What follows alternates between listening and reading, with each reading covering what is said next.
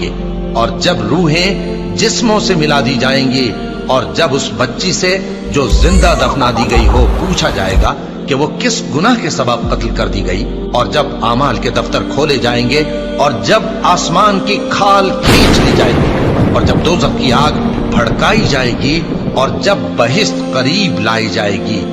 تب ہر شخص معلوم کر لے گا کہ وہ کیا لے کر آیا ہے۔ پس میں ان ستاروں کی قسم کھاتا ہوں جو پیچھے ہٹ جاتی ہیں اور جو سیر کرتے اور غائب ہو جاتی ہیں، اور رات کی قسم جب وہ پھیلنے لگتی ہے، اور صبح کی قسم جب وہ نمودار ہوتی ہے، کہ بے شک یہ قرآن اس فرشتہ عالی مقام کا سنایا ہوا پیغام ہے جو صاحب قوت ہے، مالک عرش کے ہاں اونچے درجے والا ہے، سردار ہے، ساتھ ہی امانت دار ہے۔ اور مکے والو، تمہارے رفیق یعنی ہمارے پیغمبر صلی اللہ علیہ وآلہ وسلم